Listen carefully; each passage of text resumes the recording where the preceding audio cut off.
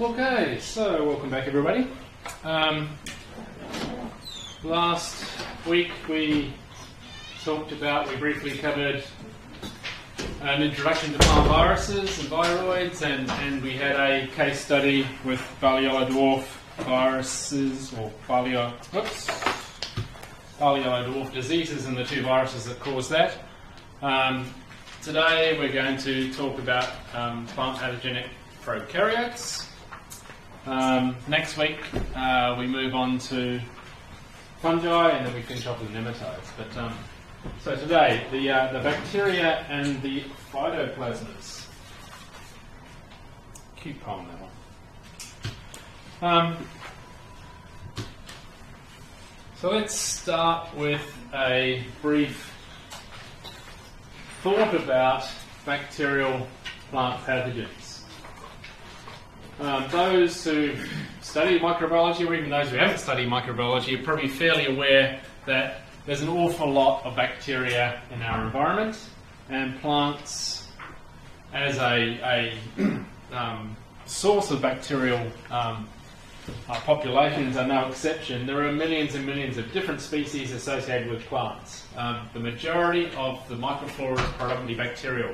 So on the leaf surfaces, particularly around the root rhizosphere microbes are all predominantly bacterial. But when we actually look at how many are plant pathogens, there's actually really quite few. Now, the number there, what have we got there? 29 genre, about somewhere around about 500 individual species. That varies depending on bacterial taxonomists. So they clump and they split and they do all sorts of weird stuff, as taxonomists tend to do.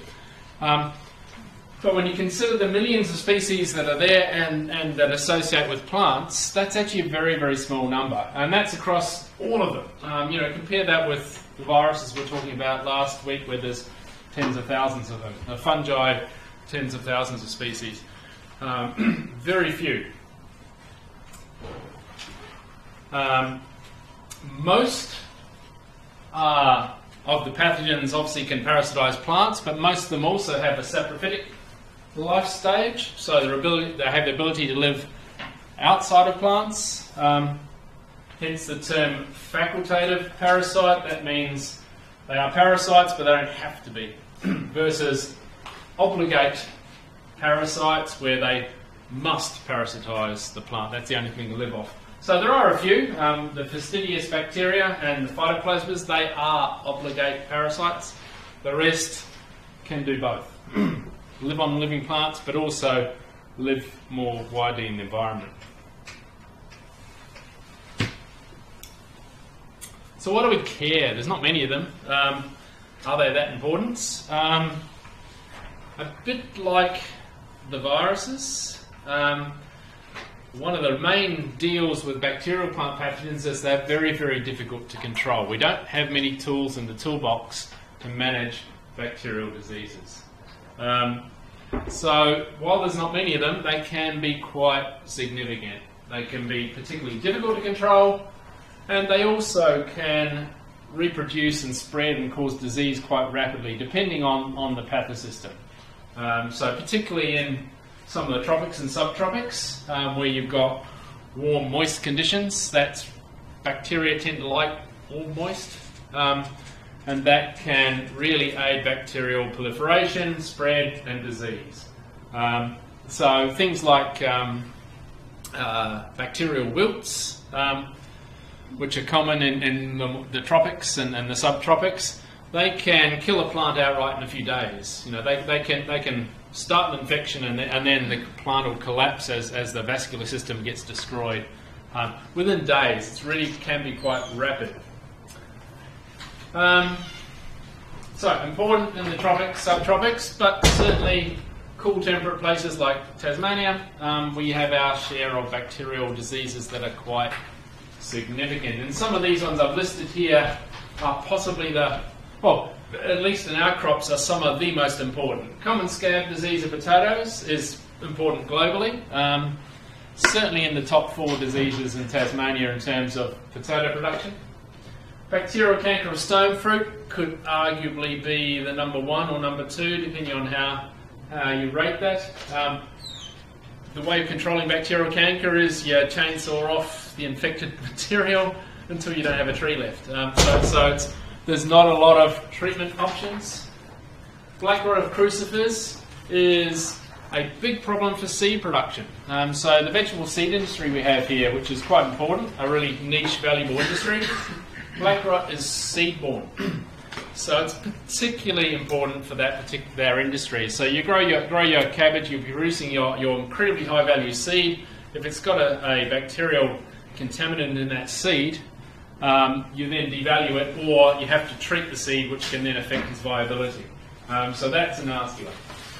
Black leader potatoes, that actually right at this very moment is becoming a huge issue in potato production, because we've just, partly the taxonomists have renamed some species, and there's a couple of nasty versions, and we've discovered, hey, guess what, we've got them in Australia, we've got them in Tasmania, we've got them everywhere actually. But that's causing real problems for export of material out of the state and potentially internationally. Walnut blight, that is the biggest issue the walnut industry faces. So walnuts, a relatively new industry for Australia and for Tasmania, and massive expansion, and really the walnut blight is the biggest issue they were facing, and apart from the economics of the crop in the first place. And again, because management is very, very difficult. There's also a bunch of storage rots that are pretty important. So we've got there's not many of them, but even in Tasmania we've got quite a few significant diseases. I'm not going to spend a huge amount of time telling you what a bacteria looks like, because most of you, many of you have actually done microbiology and they cover it in much greater depth, and it's not that critical for what we're talking about here. Particularly their focus on diagnostics and diagnosing disease and managing the disease, rather than understanding the physiology of a bacteria itself. But we'll do some generalisation here about what those bacteria that cause disease look like and how we can tell we've got one. The vast majority of plant pathogenic bacteria are gram-negative small rods. So most of them are small rod-shaped cells. Most of them are gram-negative. But in biology, as soon as you come up with a rule, there's always exceptions. And again, there are some bacteria that have coroniform shapes. Who knows what a coroniform bacterial shape is? Pleomorphic shape. Anyone? They vary. So they can look rod-shaped, they can sometimes look cockeyed, they can sometimes be a bit weird. Their cell wall structure is less rigid, and they morph a little bit. That's probably a terrible drawing, but anyway, you get the idea. So some of the some bacterial species, not many, but there are some that cause significant plant diseases that do have that sort of structure. There are a few gram-positives, not many, but again, the Streptomyces species are gram-positives. They're also a bit weird because they're actinomycetes, so they look like this. They actually look a bit like a fungi rather than a bacteria. They've got hyphal-like structures. That's not hyphae, that's not fungal. That's bacterial.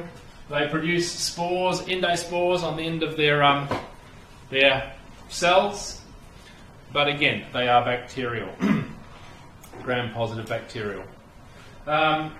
We've also got these fastidious bacteria, like the Xylella species. Now they do some pretty nasty diseases. Things like Pierce's disease of grape, which we don't have in Australia, but is rated as, aqueous rate that as their #1 pathogen to keep out of Australia. It affects grapes, but it affects a large number of other crops too.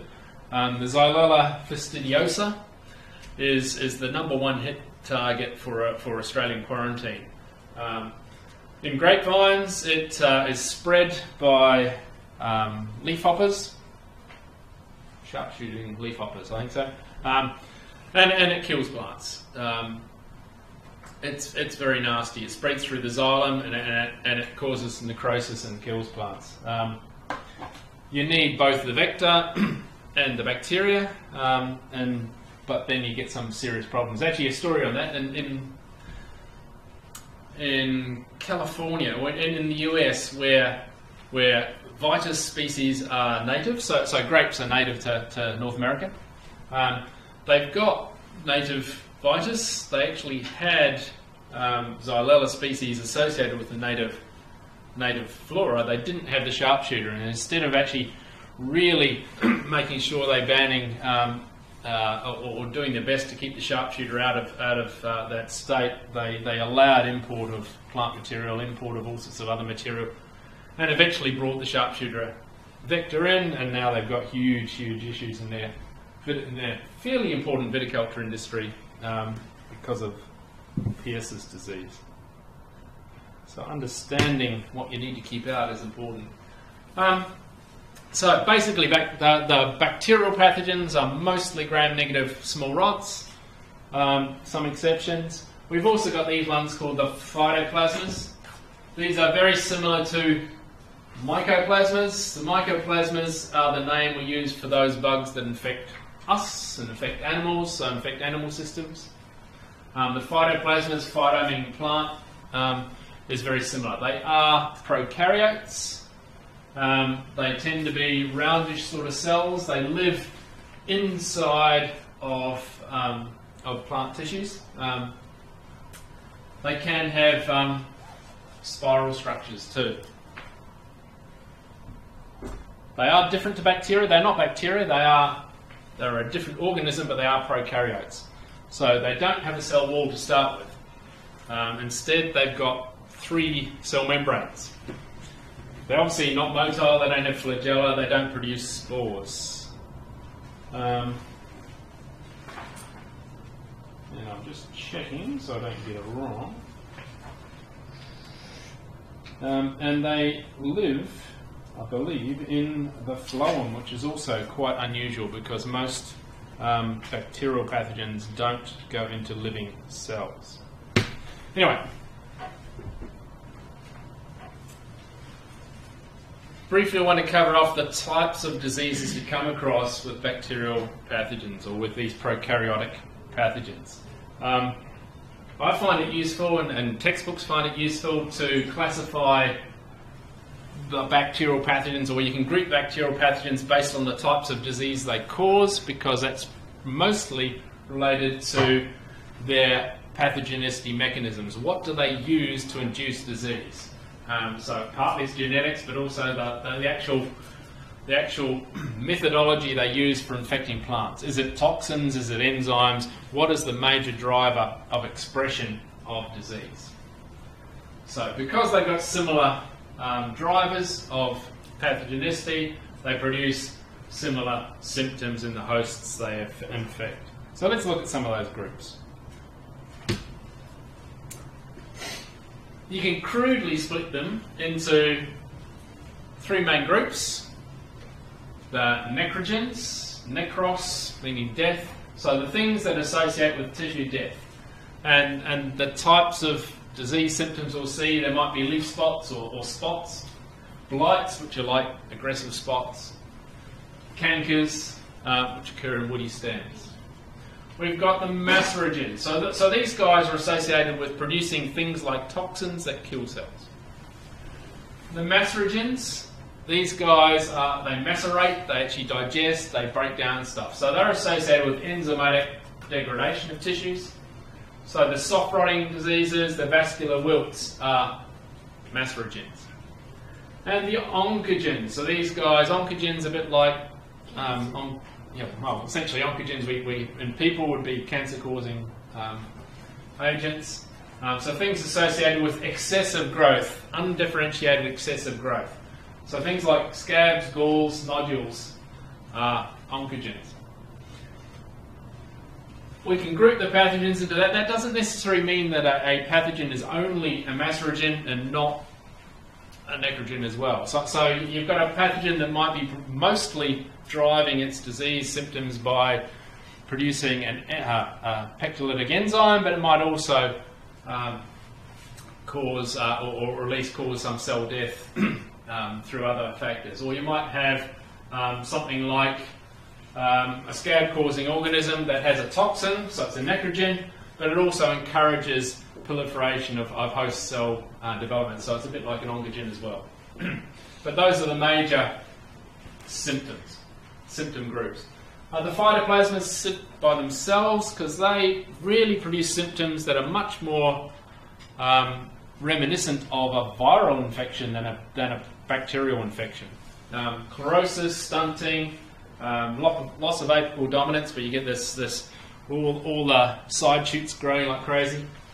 Phylloidy, which I'll show you a picture of, it's just weird. Necrogens, spots, blights and cankers. So like here we've got P blight, no, what's it called? I can't think of the name of the disease now. Anyway, it's a Pseudomonas species. It's causing leaf spots. Blight, that's fire blight, and canker, that's bacterial canker and stone fruit. But let's describe them in more detail. So spots. Would argue spots are the most common type of bacterial plant disease. By definition, they're localized necrosis of host cells around the infection site. Most bacterial infections probably start this way. The bacteria gets in, starts to affect the plant, and starts to cause localized necrosis. Most bacteria, apart from the phytoplasmas, pretty well all bacteria never get inside of a plant host cell. They always live outside. So you've got your plant host cells.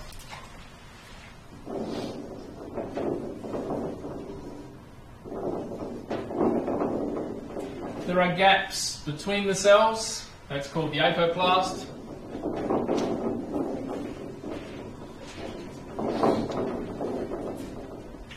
Bacterial pathogens live in the apoplast and or get in through things like the natural openings, like the nectathodes or the hydrothodes or other openings in leaves and things. You probably can't see that at the back, sorry. Should make it enough. Does that work? It might work. So they live between the cells and they affect the plant from a distance. So rather than like fungi that might penetrate into a cell, or a virus that definitely has to live in the cell, the bacteria sort of live here and then they throw stuff at the cell. So they might throw toxins, they might throw enzymes, they might throw things like growth hormone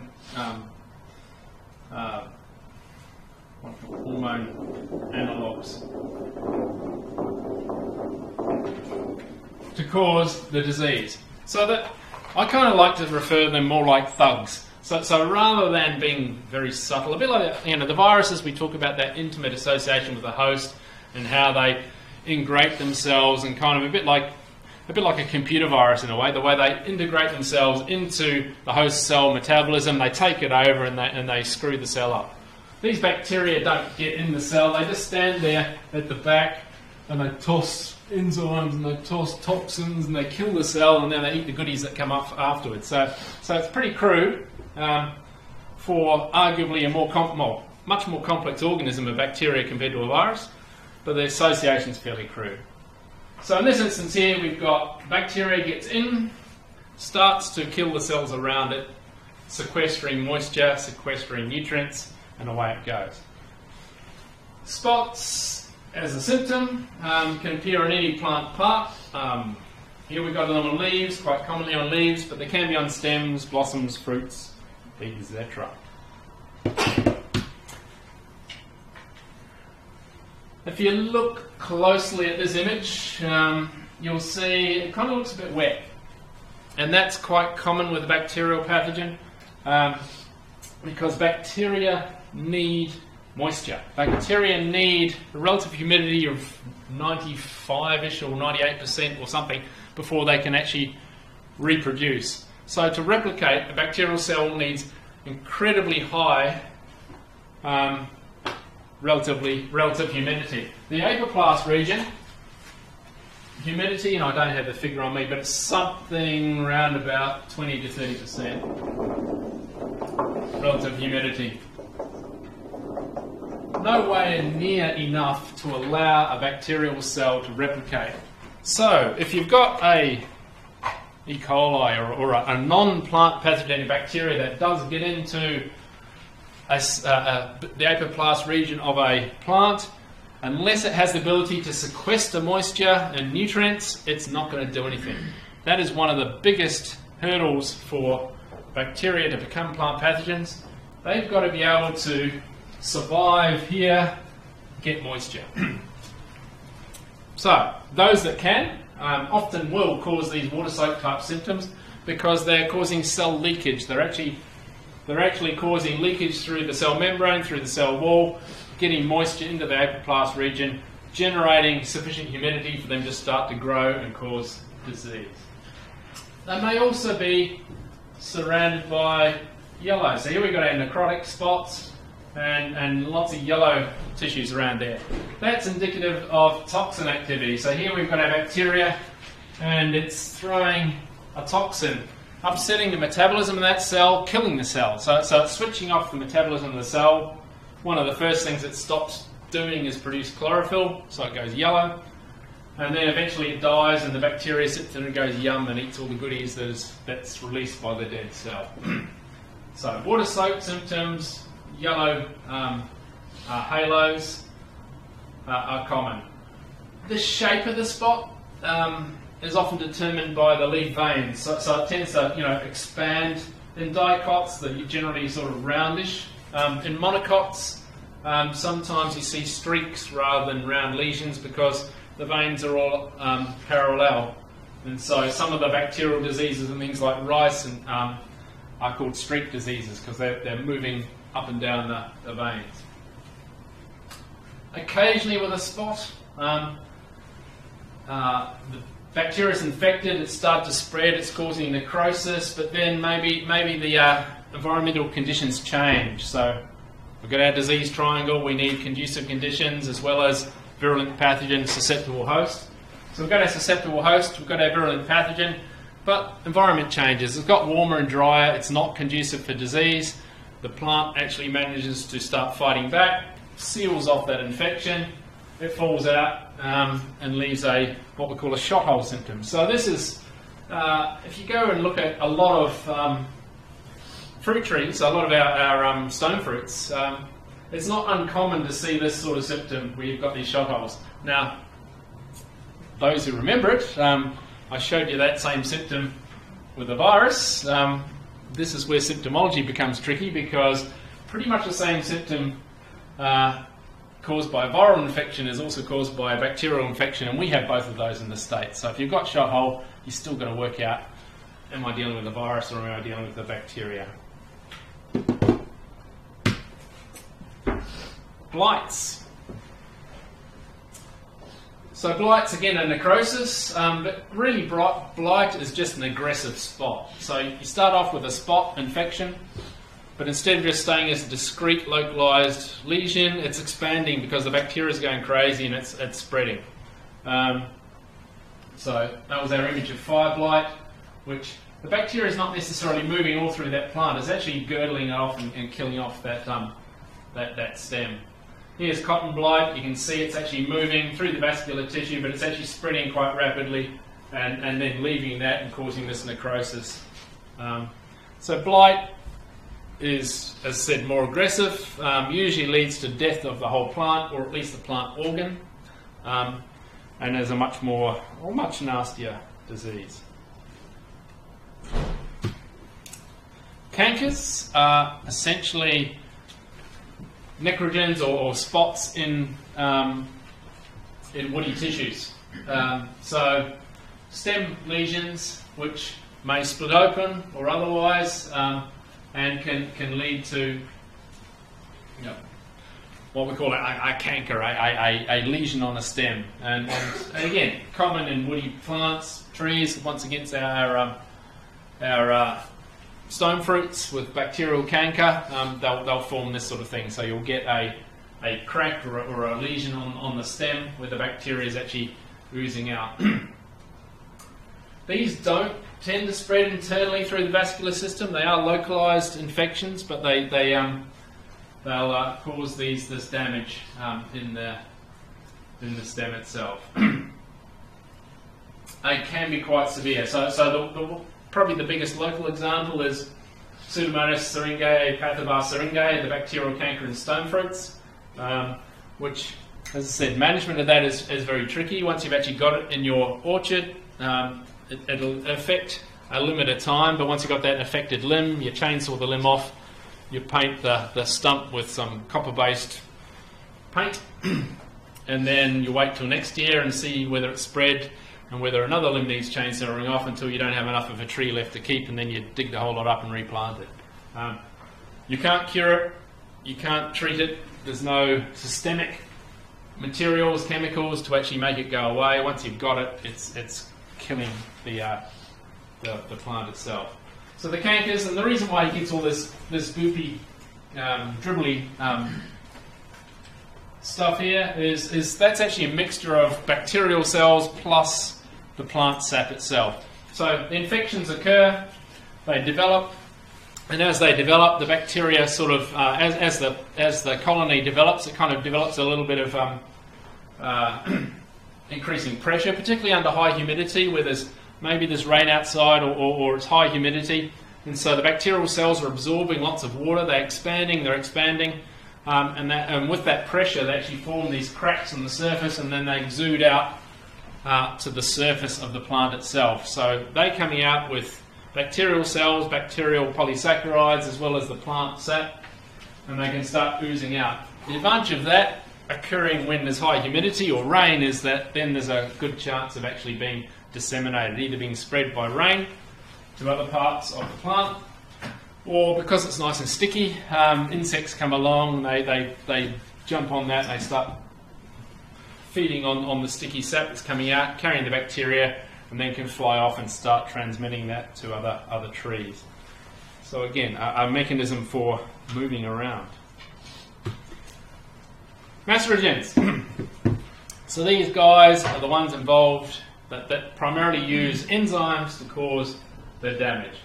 So you can have wilts, that's a horrible photo, but anyway, that's tomato with bacterial wilt, and you can see it's shortly about to die.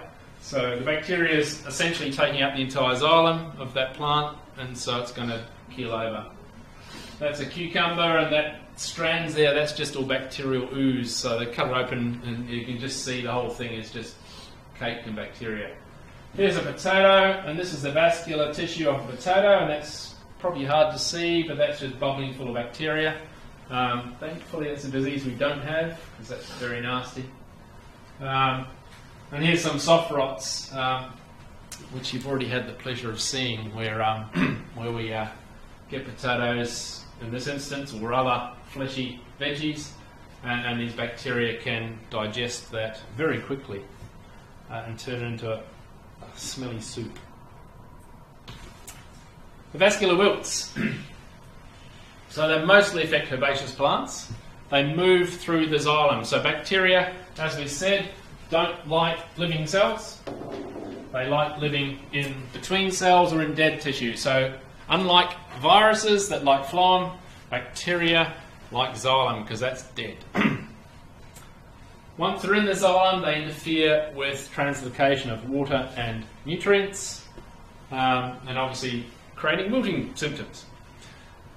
There are fungal wilt pathogens as well as bacterial wilt pathogens. The bacterial wilt pathogens tend to be more aggressive. The reason being that the fungal wilt pathogens get into the vascular system, they block it with their hyphae as they grow.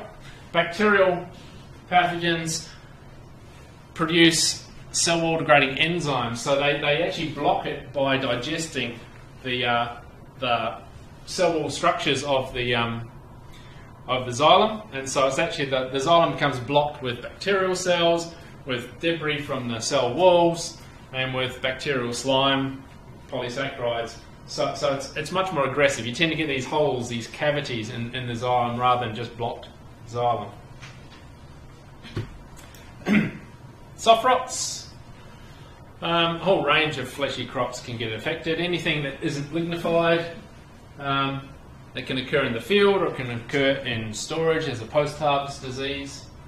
The characteristic of these bacteria is they produce cell wall degrading enzymes, mostly pectolytic enzymes, because the cell wall, plant cell walls are about 80% pectin. So they mostly produce pectin lyases or pectin galacturases, which digest pectin and digest most of the cell wall.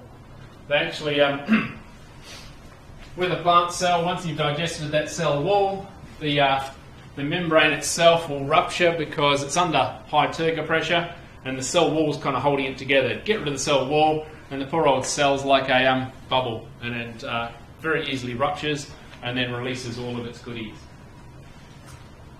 These guys are mostly Pectobacterium or Dickeae species. Oncogenes. Galls, scabs and nodules. You've already seen crown gall. I think you've seen common scab. I'm sure you've seen root nodules before as well. Scabs. Now, you could argue these are more necrogens. I mean, particularly this example, because this is common scab. We're going to talk about this in a minute later.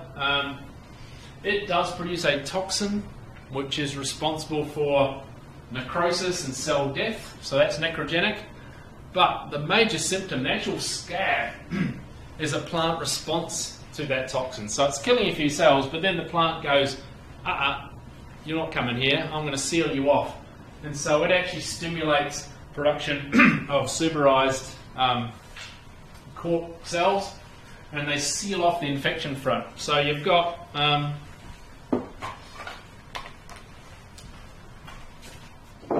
your tuber surface. It starts to invade there, and the plant goes, no, I'm going to seal that off, and you're not going to come any further. And it doesn't. And so it's you could regard it as a pretty pathetic pathogen. It doesn't actually rot the tuber. It makes a few of these little. That's a pretty nasty one. You've got a few holes, but sometimes it's very superficial. And the plant successfully seals it off. You get no yield loss, but they're pretty ugly and no one buys those tubers. And so economically, that's a huge problem. For the plant, not a problem at all. I've dealt with it. It's gone away. My resistance has worked perfectly. So that stimulation of cell development is, I guess, oncogenic. Similar things happen with smallpox of sweet potato. And also, there's a rhizoma species that causes corky root of lettuce, which again is this suberized tissues to actually, corky type tissues that actually stop penetration of the pathogen. So the resistance factors work, they just make the plant very ugly. Galls. Typically, I mean, there are a number of bacteria that can cause galling, but the best known ones are the Agrobacterium that cause crown gall. That's very impressive galls.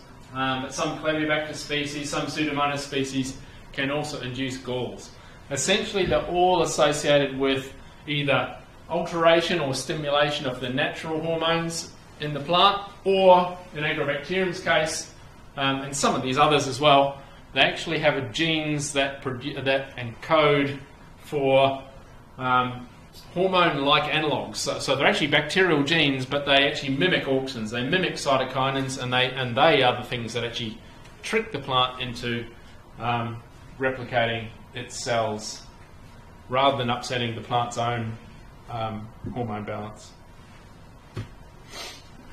Nodules.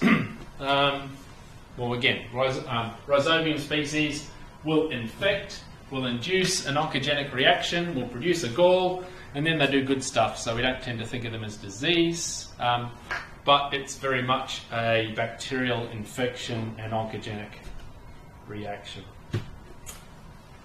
The phytoplasmids cause some weird symptoms. So here we've got undifferentiated, we've lost a little bit of apical dominance. So in a carrot, you've got all these little side, normally suppressed, all these little side roots that are growing out of the carrot. Reddening, yellowing. This is phylloidy, I think, where we've actually got an infected strawberry where the fruit starts to turn back into leaves again. So it actually changes the differentiation of the cell type. They are spread by plant hoppers and leaf hoppers. They actually act very much like viruses, even though they are prokaryotes. There are several groups of them, and they all have very wide host ranges. So they can jump from host to host to host. These guys, unlike all the other prokaryotes that live outside of cells, these guys, like viruses, live inside living cells in the phloem. They are obligate cellular parasites. They spread by grafting by insects. All of that is pretty much exactly like a virus, except they're not a virus. They're obviously cellular and they're prokaryotic. And again, symptoms of stunting chlorosis. Here's a better example of phylloidy, so that's a much better one. So here we've got a clover, and the clover flower is all of a sudden turning back into leaves again, these leaf-like structures following infection. Very weird. Okay. Any questions at that point? So I want to go through a generic life cycle of a generic prokaryotic or bacterial plant pathogen. And then after that, we've got a couple of case studies where we're just going to go through and talk about, put some real life examples behind some of this. In the crudest sense, this is a typical disease cycle. You have the pathogen surviving somehow, whether it's associated with the host, maybe the seed, or it's a canker in an infected plant, or whether it's sitting in the soil, or somehow it's surviving. When the crop arrives, when the season arrives, when the environmental conditions are suitable, it comes into contact with the plant, it initiates infection. The infection, there's recognition points at this point to determine whether, can I infect you? I think I'm a pathogen, but am I compatible with you as a host? Yes, okay, there's compatibility. Now I can start inducing, I can start reproducing, I sequester moisture, and the cells can start reproducing. Then they start producing toxins or enzymes or other pathogenicity factors, and they start inducing disease. Then, at some point, they've got to get from that plant to another plant, or at least from that leaf to another leaf, and survive. So that's a general cycle. If we look at those in a little bit more detail, infection. Bacteria, like viruses, have no direct means to penetrate plants. They don't sit on a leaf surface and produce a structure that actually allows them to penetrate into a plant cell. They don't want to get into a plant cell. They can't directly penetrate plants. They need help. So they enter either through wounds or natural openings. So wounds, obviously any sort of wounds. They can be wounds caused by other plant pathogens. They could be wounds caused by insects. They could be wounds caused by harvesting action. Black rot, for instance, and black rot disease in cabbage. I don't know if you know how they make cabbage seed. It's kind of neat.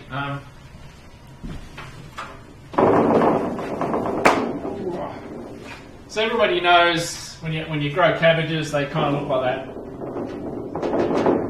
And they got these nice round cabbages, and we harvest them and we eat them. Well, if you grow for seed, it actually takes 2 years. So you grow that cabbage, but then you've got to get the seed from it. So the actual seed shoot comes from down in here and has to grow through the head and then produce seed. So they've all been bred to produce these nice big fat cabbages that are pretty, I mean, you know what a cabbage is like. It's actually pretty tough. It's actually, there's no opening there for a seed shoot to come out. So to actually encourage and allow that seed shoot to come through, they actually go through with a cross-shaped knife, and they essentially stab each of the heads to actually cut the surface, cut through there to actually allow the seed head to emerge. That is an absolute perfect wound for a bacterial pathogen to go, yum, okay, I've now got this wound, I'm going to get in there. And that's probably the major time when black rot gets into cabbage seed production. So it gets in, then the seed shoot comes through, infections occur. So immediately after they cut that, the very first thing they do is go around and spray it all with a copper spray to try and minimise bacterial infection. Anyway, so wounds or natural openings. So they can get in through stomata, they can get in through lenticels, which are the breathing sort of holes. Things like potatoes and other things that they'll be getting through lenticels, right, because they don't have stomata on those. Hydrothodes, so that's where the guttation fluid, so when you actually, plants dew in the morning, they're all wet in the morning, and then what they do is manage their turgor in the morning by exuding out moisture. And they exude them out of these structures called hydrothodes, and then when the day warms up, they suck it back in again. Black rot again, I'll stick with the same pathogen because it's doing well for me. Black rot in leaves. There's a cabbage leaf. Often looks like this. You get lesions coming in from the edge of the leaf, which is a bit unusual because usually you kind of expect dots, randomly across the leaf surface. The reason they come in from the edge is that the bacteria is on the leaf surface, and then in the morning it releases this dew out through these hydrothodes, and then as the day warms up, it sucks it back in. And when it sucks it back in, it sucks the bacterial cells that's busy collected from the leaf surface back inside the leaf, and then infections start. So you get these little edge infections as another symptom of that particular disease. Nectarthodes, well, that's where the nectar comes out of in flowers. Really important for things like fire blight, which usually starts infection through the flowers. Getting infection,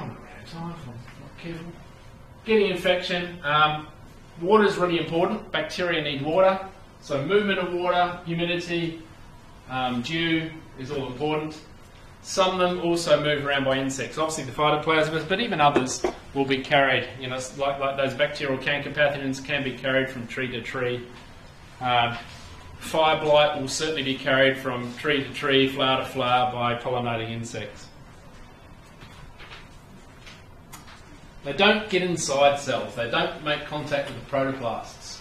Instead, they live in and between cells in the apoplast and in the xylem, and then eventually in the mess that's left after cells die. So in that cavity they're forming. Phytoplasmas, as I said, are different.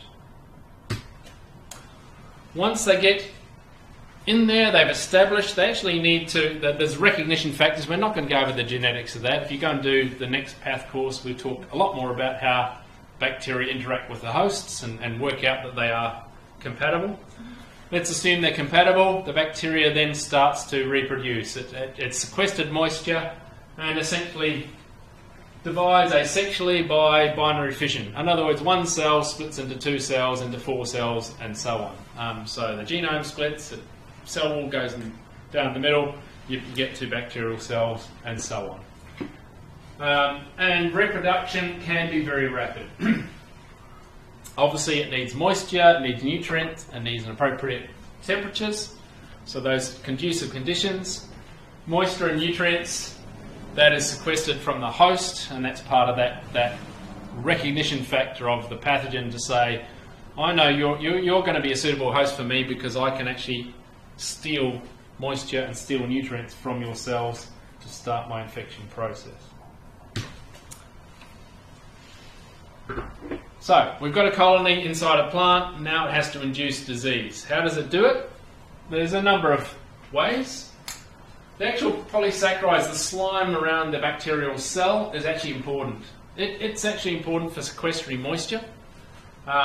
It's important for inducing the water psyche symptom and sort of damaging the permeability of the cell membrane. So that's actually pretty important too. It's also one of the major factors in blocking the xylem in those wilts.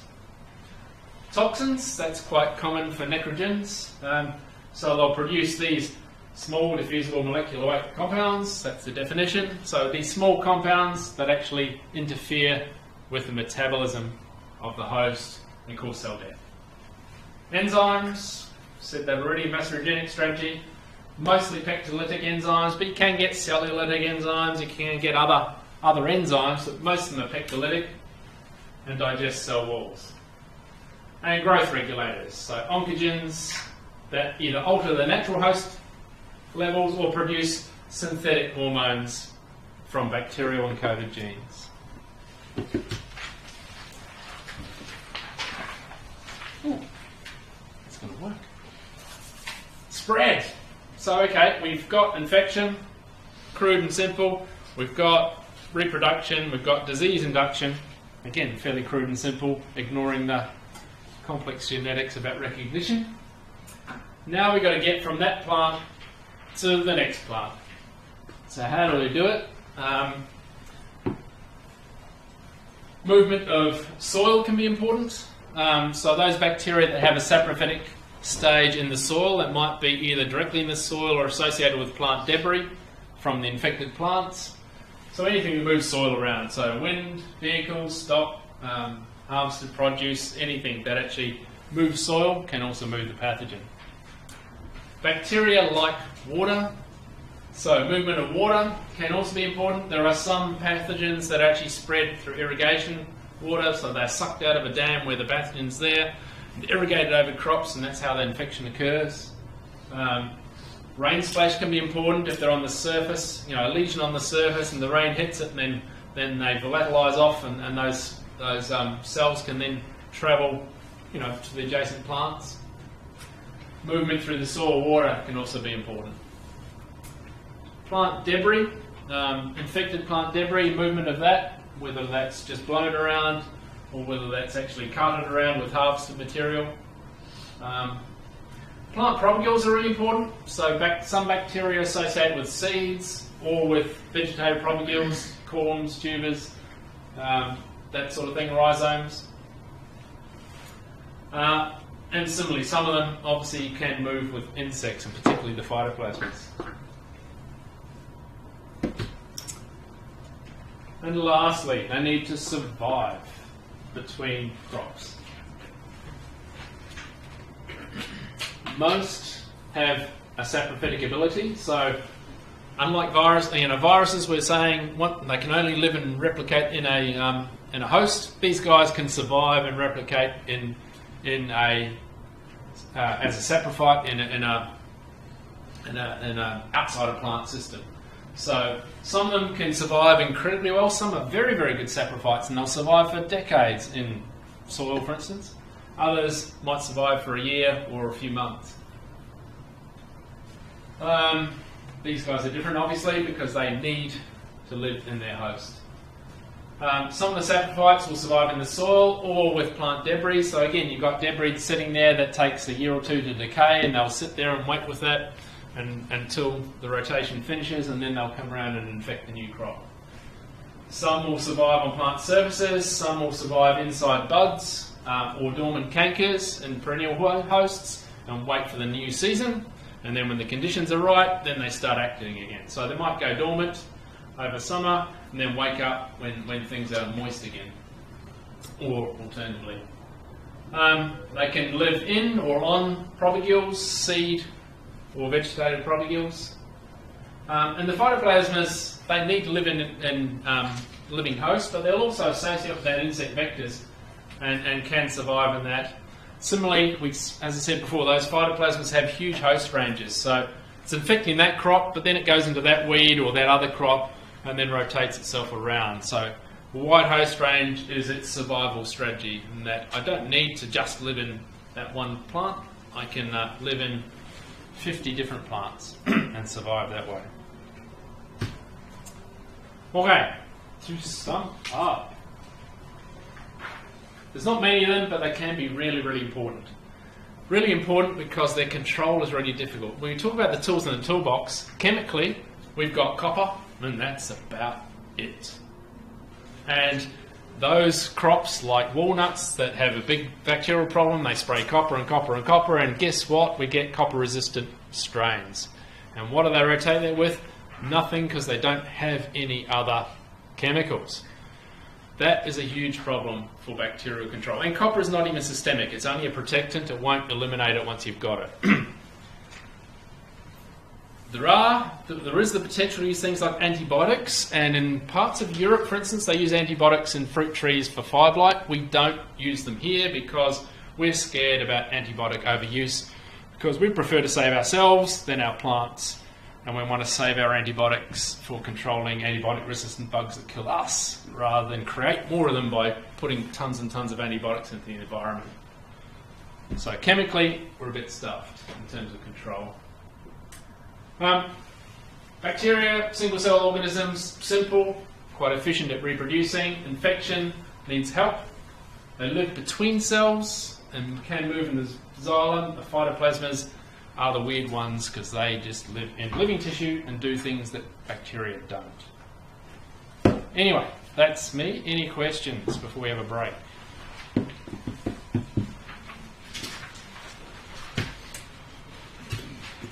Okie dokes. So,